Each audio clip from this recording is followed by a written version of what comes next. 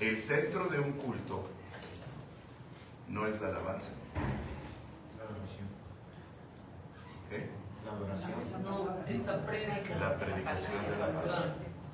Lo que le da sentido a todo el culto como a nuestra vida es la palabra de Dios. Los salmos nos reflejan en algunos casos esta dinámica. El salmista habla de cómo él conducía al pueblo de Dios hasta los atrios de Jehová, en alabanza, en fiesta, para llegar ante su presencia, postrarse y esperar que Dios hablara. Esta palabra de Dios o esta revelación de Dios en el Antiguo Testamento está fundamentada en la Torá, la ley de Dios. Antes de que Israel fuera cautivo, fuera llevado cautivo a Babilonia, todo el centro de la actividad de culto de Israel era el templo. Pero después que esto sucedió, el templo fue destruido. ¿Qué hicieron los israelitas sin templo? Y además ya no estaban en Jerusalén. Allí, en ese periodo de la historia, surgieron las sinagogas. Y en las sinagogas, el rabino, porque también surge el ministerio de los rabinos, que eran maestros de la ley, ahí leían la ley de Dios, la palabra del Señor. Entonces, cuando nosotros celebramos un culto, venimos en celebración, en fiesta, no sin antes confesar nuestras faltas al Señor. Dice la palabra: quiero pues que los hombres levanten manos santas sin ira, sin contienda. No se trata de que venimos y hacemos lo que queremos y hicimos lo que hicimos y como si nada. Pues entonces no voy. No, ven, porque antes de ir ante su presencia hay la oportunidad de decir: Señor, he fallado, perdóname, me someto a ti, a tu misericordia, a tu gracia, lávame con la sangre de tu Hijo Jesucristo. Y entonces sí, venimos en fiesta, en celebración, le cantamos al Señor, venimos ante su presencia. ¿Para qué? Para oír. ¿Qué quieres de nosotros, Señor? ¿Qué quieres decirnos? ¿Qué quieres enseñarnos? Y entonces la palabra del Señor puede ser de exhortación, de consolación, de amonestación, de edificación, etcétera, etcétera. Pero eso va a venir de acuerdo al texto de la Biblia. La tarea del predicador está fundamentada no en lo que tenga en su corazón, es lo que está escrito. La tarea del predicador es abrir el texto y exponerlo, desglosarlo, enseñarlo al pueblo. Y la respuesta del pueblo a esa palabra de Dios, no hay otra mejor que la de entregarse, rendirse. Porque cuando nosotros entendemos bien la dinámica de la gracia, ¿qué es lo que Dios ha hecho en Cristo Jesús? ¿Qué ha hecho Dios? ¿Cómo dice el texto de Juan 3:16? Porque de tal manera amó Dios al mundo que ¿qué? Que ya lo que ¿qué? Dios ¿qué? Dio. Miren, Dios da. Y nosotros decimos, pues que dé. Pero el Señor dice: ¿y tú qué me das? ¿Qué me das? La dinámica de un culto refleja todo esto. Y no hay otra cosa que el Señor quiere de nosotros que nuestro corazón. Dame, hijo mío, tu corazón. Dame todo tu ser. Y esto viene después de que la palabra de Dios esté expuesta. ¿Cómo lo reflejamos esto en un culto? Lo reflejamos a través de una parte que es importante y es parte del culto: las ofrendas. Las ofrendas no son el tiempo de la cooperacha, no son la limosna, no es la cuota es un acto de adoración. Es la respuesta que tenemos nosotros para Dios ante lo que Él nos ha dado en su palabra. Y entonces le decimos, Señor, sí, aquí está mi vida. Y la manera en que lo simbolizamos, reflejamos, representamos es entregamos nuestras ofrendas. Si nosotros quitamos el acto de ofrendar de la dinámica de la adoración en un culto, queda entonces la ofrenda como la cooperacha. Tenemos que aprender a ofrendar en el culto, a traer los diezmos que apartamos en el culto, a traer la ofrenda que Dios ha puesto cada uno de como propuso en su corazón, ciertamente, en el culto. Porque la ofrenda es parte del culto. He estado en iglesias donde consideran que la ofrenda es de mal gusto. No, aquí no pedimos ofrendas. Ahí al final o a la entrada hay una mesita con unos nichos y unas alcancillitas y ahí están los sobres. Si usted tiene algo en su corazón, ahí agarra el sobre y deposita. Es decir, la ofrenda que es cooperacha. Dios no necesita nuestra cooperación. Y escúchalo bien, Dios no necesita nuestro dinero, que no es nuestro. Lo que Dios quiere es que nos entreguemos a Él y que la entrega se refleje como parte del culto, como un acto de adoración. Esa es la ofrenda, ese es el momento de la ofrenda. Hay después muchos actos de ofrenda, como es esto que se habló de los damnificados. Entonces la iglesia se une, como cuando en el Antiguo Testamento el pueblo de Israel reunía bienes y joyas y todo para construir el templo. Sí, hay muchas clases de ofrenda, pero en el culto venimos a adorar al Señor. ¿Qué significa entonces cuando la ofrenda es castigada por nosotros? Primero, no venimos preparados con la ofrenda. Llegamos al culto y ¡ay, se me olvidó! ¿A qué venimos? Adorar. La ofrenda es parte de la adoración. Entonces no venimos preparados para adorar. ¿Qué sucede cuando no cuidamos eso? Hay algunas iglesias, y recuerdo una en particular, en donde cada domingo, cada fin de semana, al comenzar el año, anunciaban: pase por favor las familias de la iglesia, la membresía, pasen por favor a recoger sus cajitas de sobres. Y era una cajita con 53 o 52, 54 sobrecitos. Si no iban el domingo, por X razón, apartaban su ofrenda. Aquí hay una familia que yo recuerdo que cuando no viene, guarda su ofrenda. Porque cuando viene, trae su ofrenda en bolsitas. No es una cantidad así que, no son bolsitas, morrayitas, billetitos enrollados, etc. ¿Sabe, hermano, cómo aprecia Dios ese tipo de ofrenda?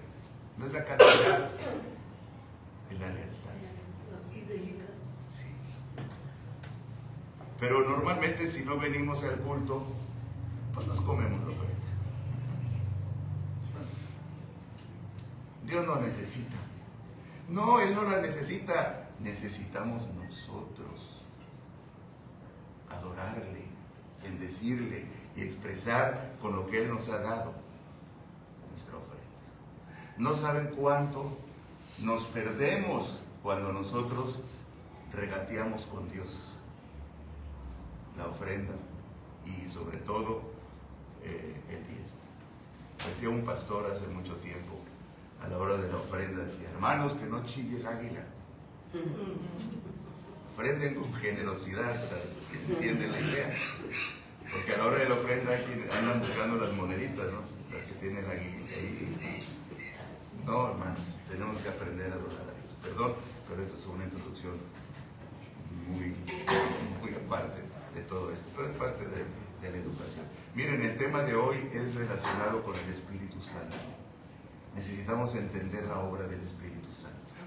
Y por favor vamos a ver un video, tiene unos poco más de 3 minutos y va a ser la introducción al tema.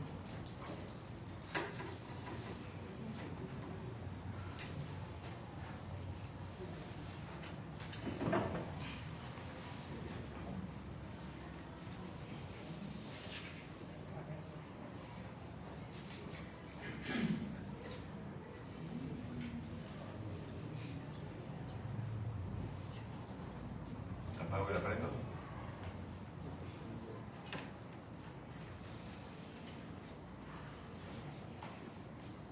Ahí está.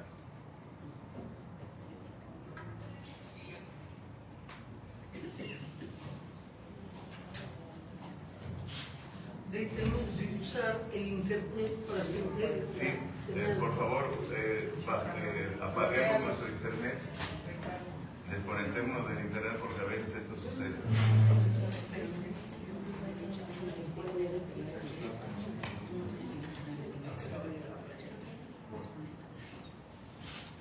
Luego nos han dicho quienes oyen la transmisión o ven la transmisión que el sonido es intermitente y todo, pero tiene que ver con el consumo, la carga que ponemos todos con nuestros celulares.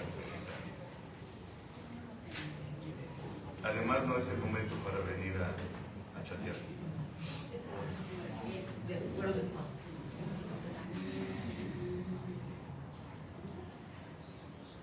Y no creo que esté esperando una llamada de Dios, ¿verdad?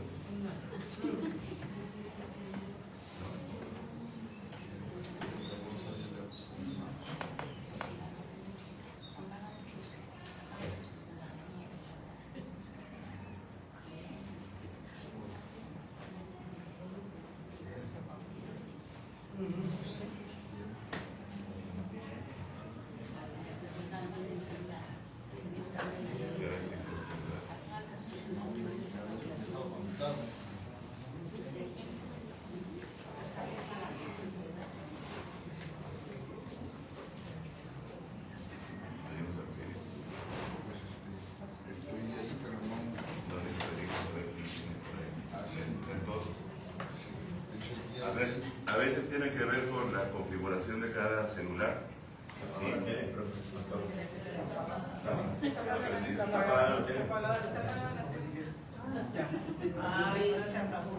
¿Cómo se apagó?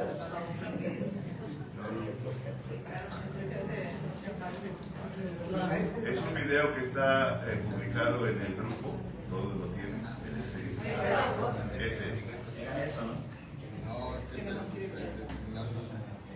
Ese es. Volumen. El Espíritu Santo, y quieres saber lo que significa, ¿por dónde tú empiezas? Tienes que empezar en la primera página de la Biblia, donde se presenta al mundo antes de Dios darle forma como un lugar oscuro y caótico. El Espíritu de Dios está ahí, sobre todo el caos, moviéndose, listo para traer vida, orden y belleza. Pero, ¿quién es el Espíritu de Dios? El Espíritu es la manera en que los autores bíblicos hablan de la presencia personal de Dios. La palabra hebrea... Tienes que carraspear al final. Entonces, ¿qué es? Ruach puede referirse a diferentes cosas, pero lo que todas tienen en común y... ¿Cómo es eso? Hay una energía invisible que hace que las nubes se muevan o que se mezan las ramas de los árboles. Sí, el viento. En hebreo, eso es Ruach. Ahora respira profundamente. ¿Sientes eso dentro de ti? Sí, el aire. Específicamente, la energía, la vitalidad en tu cuerpo que obtienes de respirar profundamente. Eso también es Ruach. Esta es la misma palabra que se utiliza en la Biblia para describir la presencia personal de Dios. Así como el viento y el aliento son invisibles, el Espíritu de Dios es invisible. El viento es poderoso y el Espíritu de Dios es poderoso. Así como el aliento nos mantiene con vida, el Espíritu de Dios sustenta toda la vida. Sí, Ruach. Mientras continuamos a través de la historia bíblica, vemos al Ruach de Dios dando capacidades especiales a las personas para hacer tareas específicas. La primera persona en la Biblia a la que le sucede esto es a José.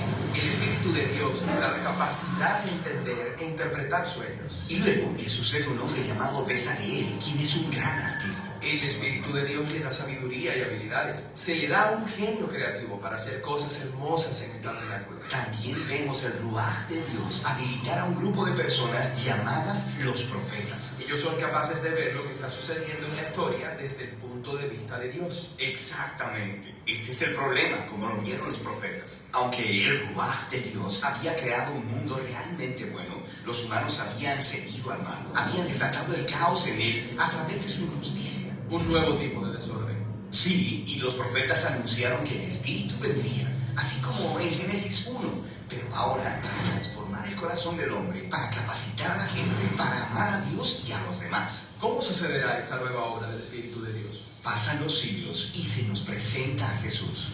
Al principio de su misión hay una hermosa escena en la que Jesús está siendo bautizado en las aguas del río Jordán.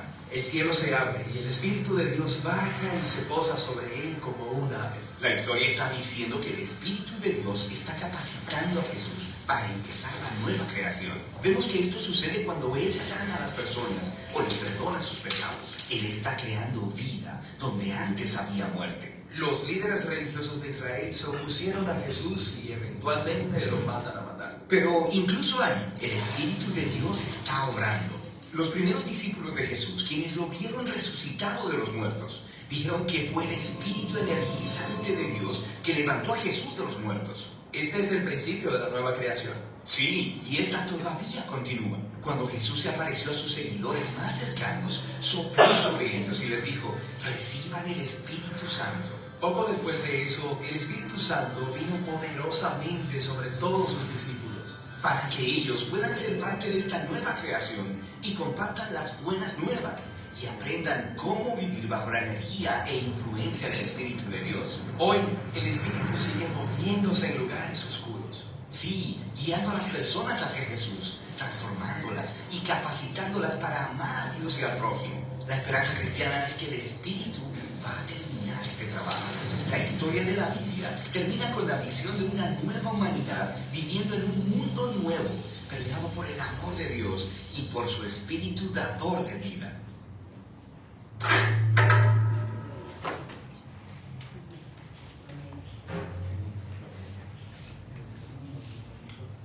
¿Qué entendemos de esto que acabamos de ver acerca del Espíritu Santo?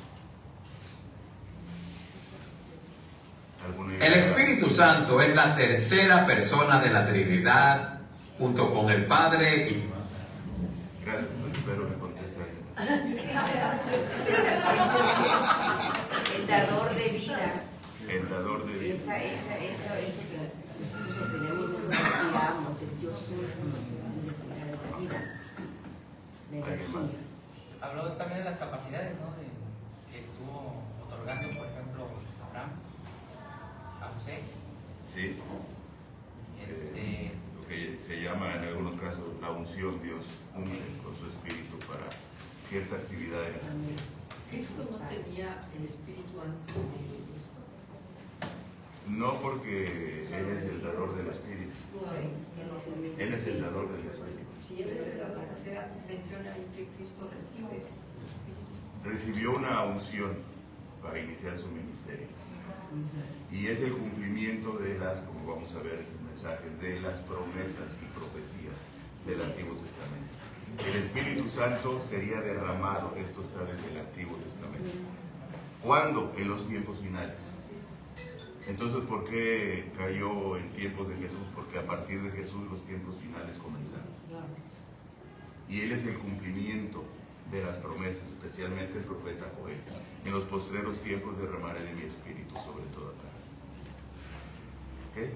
El Espíritu Santo ha estado siempre, porque cuando la creación en Génesis comenta que el Espíritu Santo Sí, estaba sí es. así. Sí. Es parte activa de la creación, ¿verdad? Causa de la creación. Bueno, la vida de los primeros cristianos no hubiera sido posible sin este acontecimiento, que fue el cumplimiento de una promesa dada por Jesús a sus discípulos. Si el Espíritu de Dios no hubiera sido derramado en Jerusalén en el día de Pentecostés, y se refiere a ese día porque era una celebración que convocaba peregrinos en Jerusalén, que sucedía 50 días después de la celebración de la Pascua. Por eso es Pentecostés. ¿Okay? Esto se menciona en Lucas 24:49. He aquí yo enviaré la promesa de mi Padre sobre vosotros, pero quedaos vosotros en la ciudad de Jerusalén hasta que seáis investidos de poder desde lo alto. Si esto no hubiera sucedido, no estaríamos aquí. Nada es posible sin el Espíritu de Dios. Y nosotros vivimos y hacemos y tratamos muchas cosas de la vida cristiana sin darnos cuenta de la acción del Espíritu de Dios para que todo sea posible. Y cuando las cosas no son posibles o no caminan como es el plan y el propósito de Dios, podríamos decir que el Espíritu de Dios nos está guiando. Y entonces tenemos que distinguir por qué no. Y aquí es donde vamos a comprender la diferencia entre el bautismo en el Espíritu Santo y la llenura del Espíritu Santo. Vamos a orar. Señor, bendice tu palabra en esta hora. Guíanos con tu Espíritu Santo a toda verdad. En el nombre de Jesucristo. Amén. Bien, la expresión bautismo del Espíritu es una expresión exclusiva. No lo vamos a encontrar en otro lugar más que en el Nuevo Testamento. Y aparece en el Nuevo Testamento en 7 ocasiones, 7 textos. Bueno, ahí hay una referencia bibliográfica como fuente de información. También el bautismo en el Espíritu es el cumplimiento de una esperanza anunciada en el Antiguo Testamento. Sin este hecho, la Iglesia no existiría como institución, ni menos como una comunidad de creyentes. Para vivir en comunidad es necesario haber sido regenerados en el bautismo del Espíritu Santo y ser llenos de él. Escuchen bien, no es lo mismo ser bautizados en el Espíritu y ser llenos del Espíritu. No es lo mismo. La semana pasada celebramos bautismos. ¿Sí? ¿Y cuál fue la característica principal de la forma del bautismo? Que fue por agua, Inmersión. Inmersión. El bautismo quiere decir, la palabra bautismo quiere decir sumergir. Somos bautizados en el Espíritu Santo cuando somos sumergidos, envueltos por ese Espíritu de Dios. Y después de que somos bautizados, y esto se da en ciertas condiciones, entonces viene la llenura, pero no antes. Hay quienes quieren ser llenos y buscan alguna experiencia, pero ni siquiera han recibido el bautismo. No han sido sumergidos en el Espíritu de Dios, en la salvación, en la vida eterna. No pueden ser llenos. No podemos ser llenos del Espíritu Santo si antes no hemos sido sumergidos en el Espíritu Santo. ¿Y qué se requiere para ser sumergidos? ¿Y cómo es esa experiencia? Bien, el sermón de Pedro respalda el cumplimiento de esta promesa, porque fue una promesa.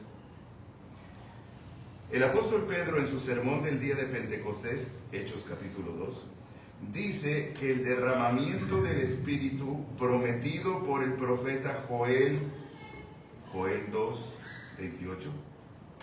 ¿Alguien quiere leerlo? Joel 2, 28, por favor. Quien encuentre, de manera breve, con voz audible, fuerte, léalo, por favor. Joel. ¿Joel 2 qué? 28.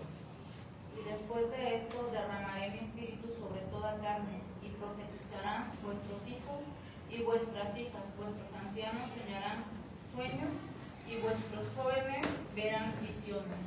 Es Joel, escribiendo esto cientos de años antes, como 600 años antes de que Cristo naciera. Estaba hablando del derramamiento del Espíritu Santo, con ciertas características. Y esto, hermanos, es el bautismo del Espíritu al que Joel se refiere. Prometido por Juan el Bautista en Marcos 1:8 y por Jesús también. Las dos expresiones se refieren a un mismo evento y a una misma experiencia. Lo que anuncia Joel, lo que anuncia Juan. Cuando el Espíritu Santo es derramado el día de Pentecostés, es el cumplimiento de lo que se anuncia en el libro del profeta Joel. Reitero esto porque es muy común escuchar en algunas congregaciones donde dicen: necesitas ser bautizado por el Espíritu. Vamos a tener un culto para que recibas el bautismo en el Espíritu. Vamos al culto. Y entonces se arregla todo, se maneja todo de tal manera que, y los que quieran recibir el Espíritu Santo, y pasa gente que supuestamente ya son creyentes, y entonces les imponen manos, y hay una serie de experiencias allí, y les dicen, en algunos casos, con más radicalismo que en otras congregaciones, necesitas hablar lenguas. ¿Cómo le hago? Tú suelta la lengua. Suéltala. ¿Cómo? Sí, balbucea. Lo digo porque así estuve varias veces y yo, ¿qué? Ahora balbucea. No pasa nada, pero a algunos sí pasa. Pero no quiere decir que lo que pasa es lo que la Biblia dice. No podemos separar el bautismo en el Espíritu Santo de la llenura del Espíritu Santo, pero tiene un orden. Primero somos bautizados, envueltos, sumergidos. Después podemos ser llenos. No podemos ser perdonados de nuestros pecados y después ser salvos. Si somos perdonados, está implícita la salvación y la vida eterna. Perdonados de nuestros pecados. Es igual. Y después de esto derramaré mi espíritu, dice Joel, en la profecía de Joel, sobre toda carne. ¿Saben por qué dice esto? Porque anteriormente, antes de que Joel escribiera esto, el Espíritu Santo era derramado, pero no sobre toda carne, sobre los reyes, sobre los profetas, aquellos que tenían una misión especial que Dios había asignado. De ahí en fuera el pueblo entero no podía ser receptor de esta promesa. Pero Joel dice que vienen tiempos en los cuales el Espíritu Santo sería derramado sobre toda carne, ya no sobre reyes, profetas, o los pastores, o los maestros de Biblia, no, sino sobre toda carne. Y profetizarán vuestros hijos y vuestras hijas, vuestros ancianos soñarán sueños, y vuestros jóvenes verán visiones, y también sobre los siervos y sobre las siervas derramaré mi espíritu en aquellos días. ¿A cuáles días se refiere? Bueno, cuando los que oyeron esta profecía de Joel o la leyeron posteriormente, estaban esperando ese día. Y ese día estaba asociado con la promesa del Mesías, con la promesa de que Dios enviaría a alguien en su nombre a traer libertad, restauración a la nación de Israel, liberación de la opresión de un imperio. Israel siempre estuvo con un imperio sometiéndolos en turno. Y daré prodigios, sigue escribiendo Joel, daré prodigios en el cielo y en la tierra, sangre y fuego y columnas de humo. El sol se convertirá en tinieblas y la luna en sangre, antes que venga el día grande y espantoso de Jehová. ¿A qué día se refiere este? Al día final. Al día en el que Dios desciende sobre la tierra para traer juicio sobre la humanidad. Y yo sé que están pensando en el día que estamos esperando. No. Ese día comenzó en Cristo Jesús. ¿Saben por qué? Porque somos justificados por la fe en Cristo. Y sin Cristo no hay justificación. Y toda persona que no tiene a Cristo en su corazón es juzgada conforme a sus obras. Y cuando una persona es juzgada conforme a sus obras, es hallado culpable. Porque en alguna parte de la ley se faltó. Y entonces la paga del pecado es muerte. Y todo aquel que invocar el nombre de Jehová será salvo, porque en el monte de Sión y en Jerusalén habrá salvación. ¿Dónde habrá salvación? El monte de Sión. ¿Dónde está el monte de Sión? En Jerusalén. Pero algo más específico. Donde estaba la casa donde fue crucificado Jesucristo. ¿Saben ustedes que cuando David ascendió como rey de Israel, construyó su casa sobre el monte de Sión? Actualmente el monte de Sión es La cúpula dorada. donde está el monte, lo que se conoce la cúpula del templo, que es el templo, la mezquita musulmana. Hay dos, la de la cúpula dorada y la otra es la mezquita de Aqaba, son dos. Las dos están cerradas actualmente, pero fueron centros de adoración musulmana. Pero antes de eso estaba allí construido el templo de Salomón. Fue totalmente destruido. Lo que quedó de ese templo es el muro de las lamentaciones, donde vemos continuamente que se reúne ahí el pueblo de Israel y hay actividades políticas y religiosas y todo, y llegan los judíos y besan. Yo si voy ahí, yo no besaría esas piedras. Siglos de gente besando ahí las piedras. No. Tal vez si acaso, nada más, pero irse a meter ahí, no, el muro no. O vendría con su spray, no. Bueno, ¿saben por qué lo hacen? Porque es lo único sagrado que queda para los judíos. Eso es el muro de las lamentaciones, era realmente cimentación del templo. Era como el monte bardeado. Y arriba estaba construido el templo de Salomón. Sí, dejan ahí. Pues, como hoy en día en una iglesia católica también hay nichos de eso, donde hay muchos papelitos y oraciones y peticiones y todo. Entonces, porque en el monte de Sión y en Jerusalén habrá salvación. ¿A qué salvación se refiere? ¿O a quién o a qué se refiere? A Jesucristo. A Jesucristo. ¿Dónde fue crucificado Jesús? No ahí en el monte de Sión. En el monte Calavera. Estaba más a un lado. El Gólgota. ¿Sí? Pero del monte de Sión saldrá la salvación. ¿Por qué? Porque saldrá el heredero del reino de Dios.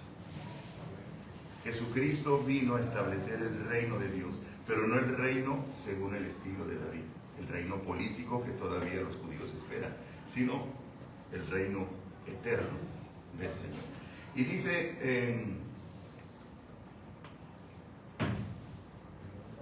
en Hechos, y estando juntos les mandó que no se fueran de Jerusalén, sino que esperasen la promesa del Padre, la cual les dijo: oísteis de mí. Porque Juan ciertamente bautizó con agua, mas vosotros seréis bautizados con el Espíritu Santo dentro de no muchos días. Aquella promesa de Joel, el cumplimiento se va acercando, se va acercando, se va acercando. Y Jesús ahora les está diciendo a sus discípulos: dentro de no muchos días, manténganse reunidos ahí, obedezcan la instrucción, porque dentro de poco tiempo el Espíritu Santo les va a sumergir en su presencia, les va a ungir, les va a capacitar. El mensaje de los profetas en relación al derramamiento del Espíritu Santo es bastante claro. No se cumplió el derramamiento del Espíritu Santo sino hasta el día de Pentecostés. Ellos anunciaban, Joel fue el principal o uno de los principales, ellos anunciaban que vendría ese día, donde Dios derramaría de su presencia a través del Espíritu Santo. ¿Saben hoy cómo Dios derrama de su presencia en la iglesia, en nosotros? A través del Espíritu Santo. ¿Saben cómo es que la iglesia es posible que exista? Por el Espíritu Santo. ¿Saben cómo es que la iglesia es posible que pueda vivir en comunión unos con otros? Por el Espíritu Santo. Sin el Espíritu Santo no lo hacemos. Todos son esfuerzos humanos, carnalotes, que no sirven para nada, porque no edifican. Entonces, algunos de los profetas anunciaron que en los tiempos finales se concedería un generoso derramamiento del Espíritu Santo. Isaías 44:3 dice: porque yo derramaré agua sobre el sequedal, ríos sobre la tierra árida. Mi espíritu derramaré sobre tu generación y mi bendición sobre tus renuevos, tu descendencia.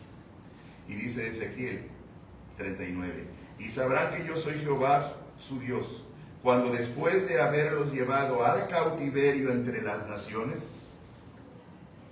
Nabucodonosor y lo que vino después, los reúna sobre su tierra sin dejar allí a ninguno de ellos. No esconderé más de ellos mi rostro, porque habré derramado de mi espíritu sobre la casa de Israel, dice Jehová el Señor. Y entonces el pensamiento sionista dice: ven, ya se cumplió. Y en 1948 las Naciones Unidas decidió que una parte de Jerusalén y de Palestina sería de Israel. Pero resulta que el Israel al cual le entregaron esa tierra, pues no son descendientes de Jacob. Por ahí comenzamos. Y Dios nunca ha prometido, nunca, no van a encontrar nada de esto en el Antiguo Testamento, que Dios volvería a levantar un gobierno, una nación, una república o algo semejante. Lo que Dios promete es que traería a los hijos de Jacob una vez más a su tierra. Esto no se ha cumplido. Vendrá al final. La profecía de Joel, refiriéndose a los postreros tiempos, dice: y después de esto derramaré mi espíritu sobre toda carne. Hermanos, es necesario que entendamos que los postreros tiempos, quiere decir los tiempos finales, no son los que vienen, no son los que estamos esperando, son los que estamos viviendo desde que Cristo vino a este mundo. El cumplimiento de todas las profecías del Antiguo Testamento se cumplieron con Cristo. Y nosotros estamos viviendo el tiempo del fin, desde Cristo. ¿Hasta cuándo? Hasta que Él regrese. Oiga, pues ha tardado mucho, ¿no? Sí. Pero, ¿qué quieren? Pónganme unas cartas y no creo que me reciba el Señor con sus protestas, ¿verdad? Sus preguntas. Sino, así Dios lo maneja, así maneja Dios la historia. Pero el tiempo final comenzó con Cristo. Y termina la línea de la historia cuando Cristo regrese en gloria. ¿Para qué regrese en gloria? Para establecer su reino celestial, eterno, para siempre. El mensaje de Juan el Bautista es el mensaje del último de los profetas. Si los profetas en el Antiguo Testamento anunciaron que vendría un tiempo en que Dios derramaría de su espíritu y sobre toda carne, el último de los profetas, ¿quién fue? Juan el Bautista. Y Juan el Bautista, que todavía pertenece al viejo orden de la ley, porque nosotros no pertenecemos a la ley, sino a la gracia, al pacto de la gracia. Juan el Bautista, el último profeta del viejo orden, resume esta expectativa en una expresión que es clara. Dice Juan el Bautista: yo a la verdad les he bautizado con agua. Porque Juan el Bautista llamaba a la gente y le decía: generación de víboras, serpientes, culebras, arrepiéntanse de todos sus pecados, hagan votos dignos de arrepentimiento, den muestras de que de verdad se han arrepentido, cambiando sus vidas, no estén nada más disfrazando las cosas. Y como una manera de reconocerlo, bautícense en arrepentimiento, dando a conocer, diciendo, yo me arrepiento, y se bautizaban con el bautismo de Juan. Juan no bautizaba como en el bautismo del judaísmo, que era otra forma de hacerlo. Juan es un puente entre el bautismo del judaísmo y el bautismo cristiano. Es un puente porque Juan no bautizaba en el nombre del Padre, ni del Hijo, ni del Espíritu Santo. ¿Por qué no? Porque el Espíritu Santo no había venido. Porque Cristo aún estaba por llegar ahí. Entonces él bautizaba solamente con un bautismo de arrepentimiento. Esta profecía de Juan el Bautista, registrada en Mateo, Marcos y Lucas, escribiendo en tiempo futuro, dicen, Él os bautizará, refiriéndose a Jesús. En esta ocasión es presentada por Juan el Apóstol ya no como algo que Jesús haría, sino como algo que hace, algo que Jesús está haciendo. Y Juan 1:33 dice, y yo no le conocía, pero el que me envió a bautizar con agua, aquel me dijo, sobre quien veas descender el Espíritu y que permanece sobre él, ese es el que bautiza, no el que bautizará. Este es el que va a sumergirles en la presencia de Dios con el Espíritu Santo y fuego. ¿Tú has sido bautizado con el Espíritu Santo? El apóstol Pedro describe las condiciones para recibir esta promesa. Él asegura que todos los que se arrepientan, crean y den testimonio público de su fe en Jesús, al ser bautizados en su nombre, recibirán de Dios 2 dones gratuitos, 2 regalos: perdón de pecados y el don del Espíritu.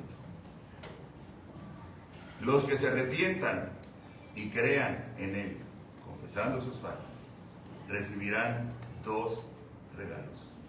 ¿Cuáles son? Perdón de pecados y el Espíritu Santo. ¿A alguien le falta el perdón de pecados o creen que no sea necesario? A todos los hermanos. Todo, a cada ratito. Así es.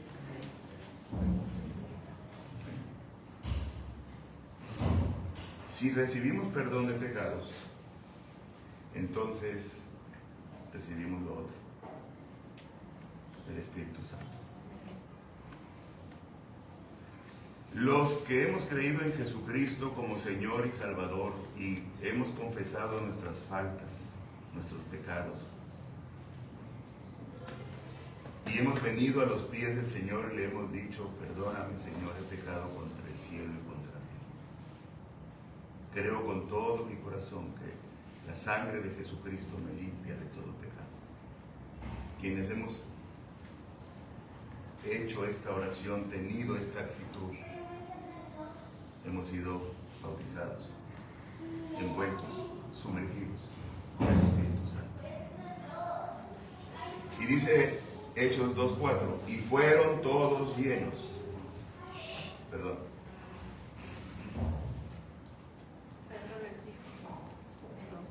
¿Dónde me quedé? Pedro les dijo, arrepentíos y bautícese cada uno de vosotros en el nombre de Jesucristo. Aquí hay un detalle, no que el bautismo es en el nombre del Padre, del Hijo y del Espíritu Santo. Jesús lo dice así al final. Aquí menciona solamente así, bautícese en el nombre de Jesucristo. Pero nunca una doctrina se construye en base a un versículo. Un principio de interpretación fundamental. No podemos ir por la vida cristiana diciendo, pero aquí dice que nada más es el nombre de Jesús. Sí, pero ¿cuántos versículos quiere que te muestre donde vemos el Padre, el Hijo y el Espíritu Santo actuando, y al final Jesucristo diciendo a los discípulos ir por todas las naciones, bautizándolos en el nombre del Padre, del Hijo y del Espíritu Santo? El bautismo del Espíritu no es otra cosa que el don o la promesa del Espíritu, y que es una parte tan fundamental del Evangelio de Cristo como lo es el perdón de los pecados. No podemos recibir perdón y salvación sin recibir el don o promesa, o sea, el bautismo del Espíritu Santo. Si recibimos uno, recibimos lo otro. Mira, hermano, si tú no crees que el Señor te ha perdonado de tus pecados y vives con culpa, tengo dudas que tengas la convicción de que el Espíritu Santo te ha bautizado. Tú mismo estás cuestionando tu salvación. Menos entonces vamos a pensar en la llenura del Espíritu Santo. Si no crees que el Señor te ha bautizado, no crees que pueda ser lleno del Espíritu Santo. Teniendo esto claro, entonces es posible hablar de la plenitud del Espíritu Santo. Porque la plenitud o la llenura del Espíritu Santo es resultado del bautismo o del derramamiento del Espíritu el día de Pentecostés. Fue que todos los presentes fueron llenos del Espíritu Santo. Y así dice Hechos 2:4. Y fueron todos llenos del Espíritu Santo. ¿Quiénes fueron llenos? Todos. ¿Cuáles? Todos. Todos. Todo Jerusalén. Todos los que creyeron. Reunidos en el día de Pentecostés. Bueno, es que en el día de Pentecostés estaba todo Jerusalén lleno, un montón de extranjeros y todo. ¿A quiénes se refiere? A los discípulos y a la gente que estaba en la casa. En el aposento alto, los 120 que estaban reunidos en el aposento alto, siguiendo la instrucción de Jesús, en oración y esperando el cumplimiento de la promesa, sin entender todo lo que venía, pero estaban obedeciendo. Ese día el Espíritu Santo fue derramado y todos, no dice menos fulano, menos sutano, dice todos fueron llenos del Espíritu Santo y comenzaron a hablar en otras lenguas según el Espíritu les daba que hablasen. Pongámonos de acuerdo. Hace un momento dije que algunos enseñan que el bautismo del Espíritu Santo implica hablar lenguas, y aquí lo dice. ¿Cómo lo explicamos? Bueno, no se refiere a lenguas angelicales o el don de lenguas, lo cual la Biblia habla del don de lenguas. Se refiere a idiomas. Los 120 que estaban ahí reunidos fueron llenos del Espíritu Santo y comenzaron a hablar en los idiomas de la gente que estaba en Jerusalén. Es decir, la característica principal del derramamiento del Espíritu Santo, del bautismo del Espíritu Santo, no fueron las señales, porque hubo más señales. La habitación fue llena de un viento y recio, dice, o sea, un nortazo dentro de la casa, del cuarto. Y además de eso, lenguas repartidas como de fuego en las cabezas de todos los que ahí estaban. Fue una experiencia increíble, como personas, como seres humanos, algo indescriptible. Pero el propósito de ese día no era todo eso. El propósito del día de Pentecostés fue capacitar a los creyentes para que salieran y hablaran a los que venían de diferentes regiones de alrededor de Judea, que hablaban otros idiomas, y los discípulos de Jesús, entre ellos Pedro. No sabemos todavía si ellos hablaban el idioma que cada persona conocía o si la gente entendía en su idioma. No hay una explicación de esto. Cualquiera de las dos cosas fue un acto sobrenatural, solamente posible por el Espíritu Santo. ¿Qué nos importa cómo sucedió? Lo que importa es que ellos eran bautizados, cubiertos, sumergidos en el Espíritu Santo, y entonces Dios los usó poderosamente para la salvación de muchos más. Es decir, La plenitud del Espíritu fue consecuencia del bautismo del Espíritu Santo. Repito, la plenitud del Espíritu Santo fue consecuencia, porque dice, repito una vez más, Hechos 2:4, fueron todos llenos del Espíritu Santo. ¿Pero qué fue primero? Jesús. El bautismo en el Espíritu Santo. Fueron cubiertos. Ellos ya conocían a Jesús. Sabían quién era. Lo extrañaban. Entre ellos estaba la madre de Jesús, Pedro, el impetuoso Pedro, todos ellos. Pero algo les faltaba. Algo era necesario para que tuvieran el respaldo divino, para que tuvieran esa unción que vimos en el videito hace un momento, esa capacitación, ese respaldo divino para la tarea que tenían que enfrentar, y era ser llenos del Espíritu Santo. Pero para ser llenos tenían que ser envueltos. Ser llenos no es lo mismo que ser sumergidos o envueltos en el Espíritu Santo. Ser sumergidos o bautizados en el Espíritu Santo es ser llenos de su presencia, de su salvación. Pero ser llenos del Espíritu Santo significa es ser como Cristo. No hay diferencia entre ser llenos del Espíritu Santo y ser llenos de Cristo. ¿Quién es la persona que puede caminar como Jesús?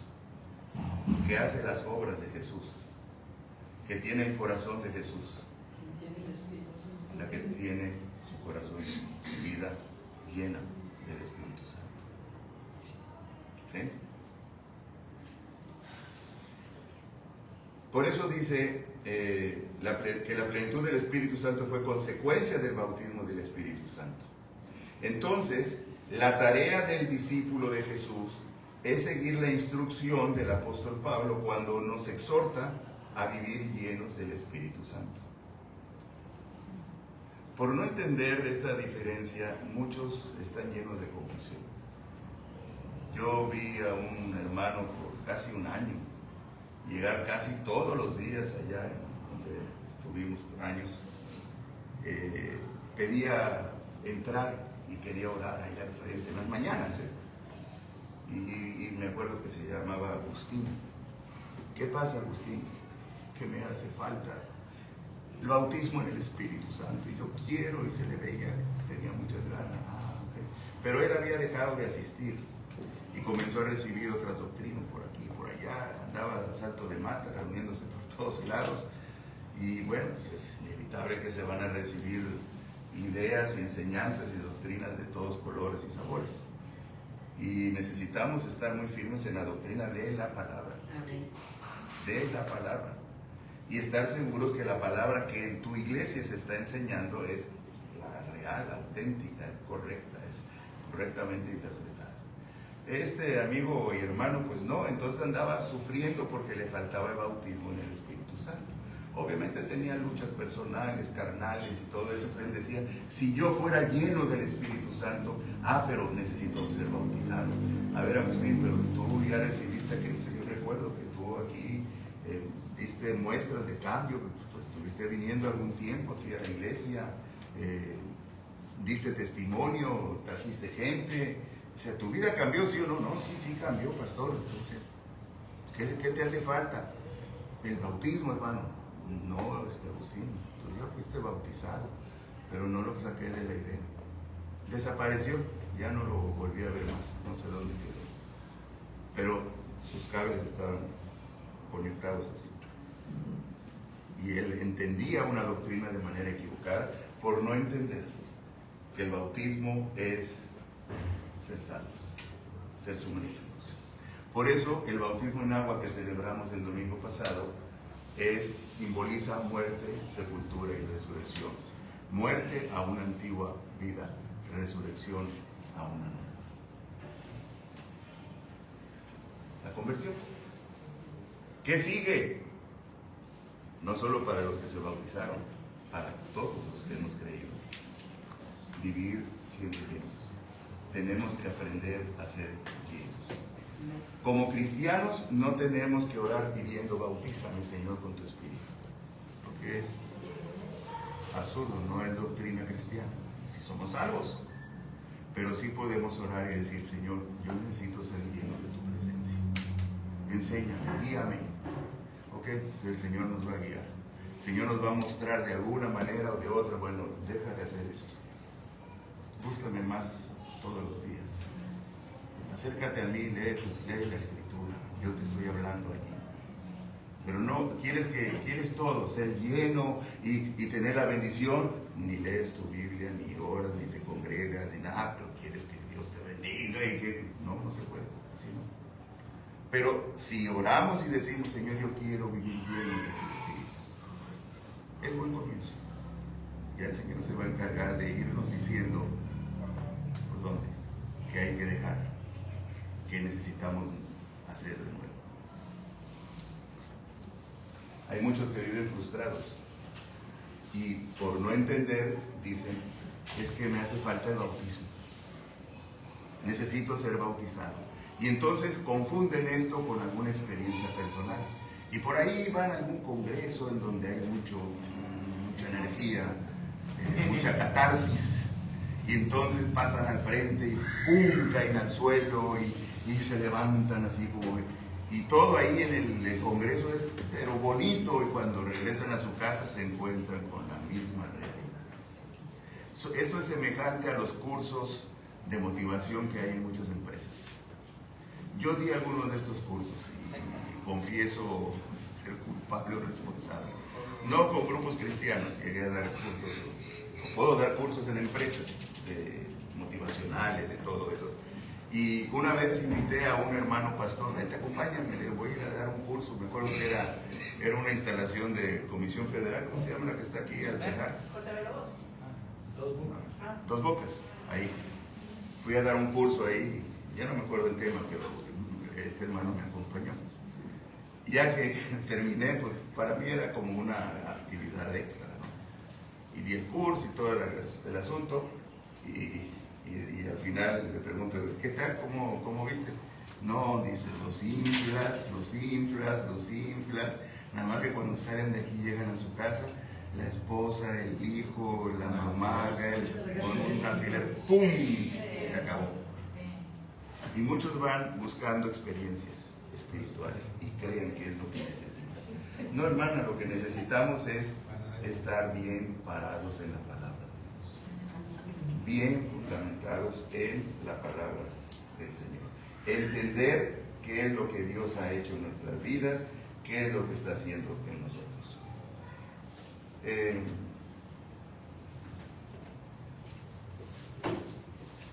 Es decir, la plenitud del Espíritu fue consecuencia del bautismo del Espíritu Santo. La tarea del discípulo de Jesús es seguir la instrucción del apóstol cuando nos exhorta a vivir llenos del Espíritu Santo. Y dice Pablo a los Efesios, no os embriaguéis con vino, en lo cual hay disolución, antes bien sed llenos del Espíritu Santo. Cuando una persona se emborracha, ¿por qué se emborracha? Porque le gusta cierto vinito o cierto alcoholito. A veces hasta con torito.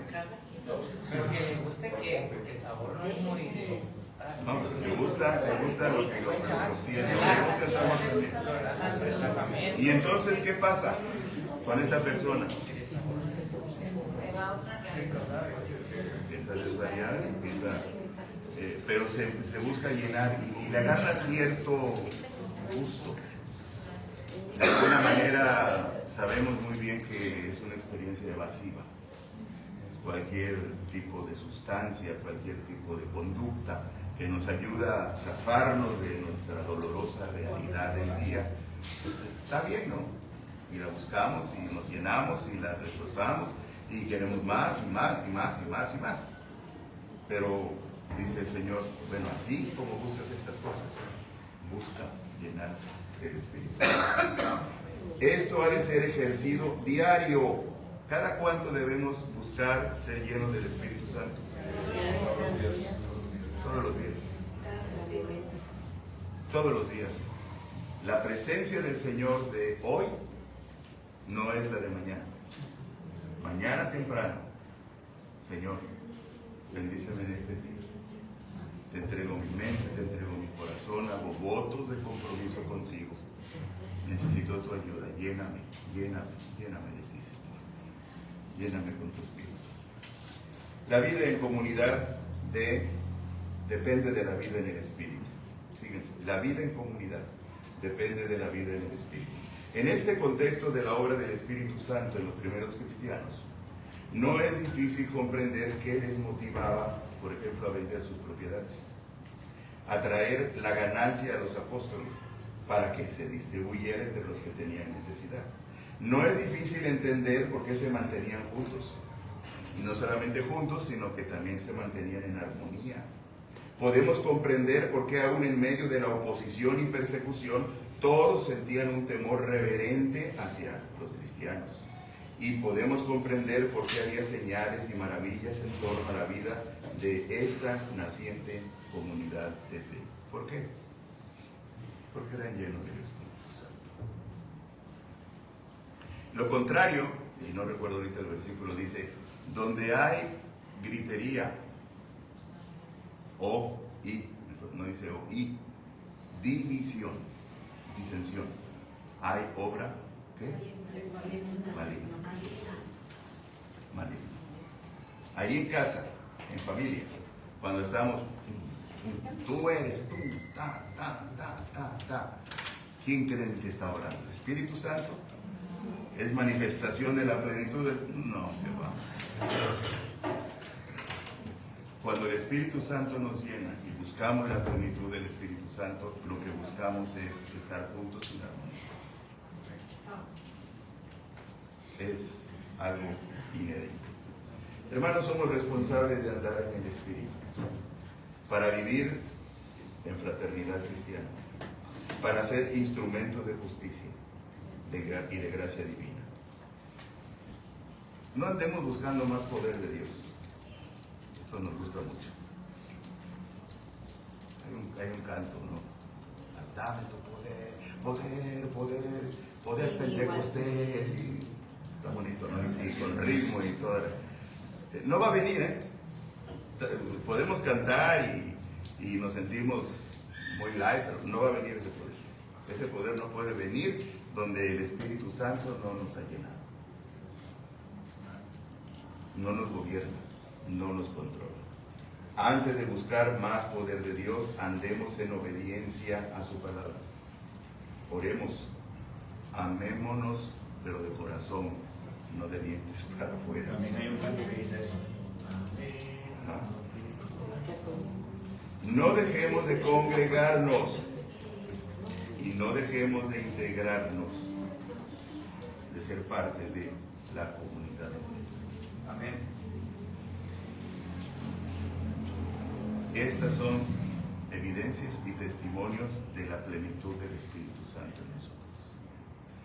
¿Estamos dando testimonio de esta plenitud, de esta llenura del Espíritu Santo? ¿O no estamos dando testimonio de ello? ¿Cuántos creen que el Señor los ha bautizado con su Espíritu Santo? ¿Cuántos pueden decir, y soy lleno del Espíritu Santo? Amén. Pues yo no, yo lucho todos los días. Yo lucho todos los días. Y durante el día, en ocasiones, Señor, perdona, le contesté mal. Luego no me doy cuenta y le doy un contestón a la hermana Yolanda. ¿Sí? ¿Y eso qué es, pastor? ¿Y qué? ¿Y eso qué es, pastor? Sí. Entonces, ¿qué es evidencia de qué? Llenura del Espíritu. No es evidencia de qué. Yo puedo asegurarles que he sido bautizado por el Espíritu Santo, porque soy salvo, porque he sido perdonado de mis pecados y porque sé que cuando peco otra vez, tengo a dónde acudir y sé qué hacer y el Señor me restaura su comunión. Pero la llenura del Espíritu Santo es una tarea de todos los días, cada instante, en cada momento. Y dentro de esa plenitud yo tengo que vivir restaurando muchas cosas, todos los días. Y si le doy un contestón al hermano, discúlpame. Es lo mismo. Bueno, gracias. Pero ella también me da contestones. Bueno, pastor.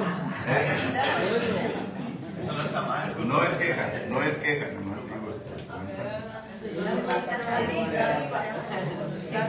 Entonces, hermano, tenemos la responsabilidad de ser llenos del Espíritu. La responsabilidad de ser bautizados en el Espíritu no es nuestra, es del Señor. Y esto sucede cuando creemos con arrepentimiento, confesión y fe. Pero la responsabilidad de vivir llenos del Espíritu Santo es de todos los días. Todos los días. Y no puedo ser lleno del Espíritu Santo por experiencias. Tengo que acercarme todos los días a la palabra de Él. Deleitarme en su palabra, deleitarme en la oración, deleitarme en la adoración. No en las mañanas. Ese es lo ideal. De mañana te buscaré, dice Salmista David. Todo el día, constantemente. Hago ciertas cosas, hago filas, hago un trámite, voy para allá, voy para acá, pero en el camino, en lo que estoy haciendo, Señor, Padre, te ruego y ayúdame a aguantar que está aquí adelante. De la ventanilla que no permite, Señor, que rompa mi paz que tengo contigo, mi comunión contigo. Es una lucha todos los días, hermano. Podemos llenar el tanque y después nosotros lo vamos vaciando y tenemos que seguir. Sí, y no que tenemos que llenarlo otra vez. Y llenarlo cada día. Y a veces ni cada día, sino 2 o 3 veces al día. ¿Okay? ¿Alguna pregunta? ¿Queda entendido la diferencia entre el bautismo y la llenura? Amén. La importancia del Espíritu Santo en la vida de nosotros como iglesia. ¿Será que hay ideas que llaman comunitaristas o literas porque nada más creen que los mismos por todo? Sí. Que no. Sí, hay muchas doctrinas. Como el bautismo por aspersión o por infusión. La aspersión es salpicar el agua, la infusión es pero nada de esto está respaldado por el simbolismo. Cierre sus ojos. Señor, en el nombre de Jesús, conoces el corazón de todos los que aquí estamos. Sabes qué tan sinceros somos contigo o engañados estamos. Sabes si nos justificamos continuamente o asumimos plena responsabilidad. Queremos hacer tu voluntad, porque lo que deseamos de todo corazón es que nos llenes de tu Espíritu, Señor. Bendito seas por tu Espíritu. Bendito sea tu nombre. Gracias porque por el Espíritu tuyo haces posible la vida cristiana, cumplir la tarea de la iglesia y mantener viva la esperanza en tu retorno. Guíanos, Padre, para que tu Espíritu esté presente, sea protagonista principal en nuestra vida diaria. En el nombre de Jesucristo.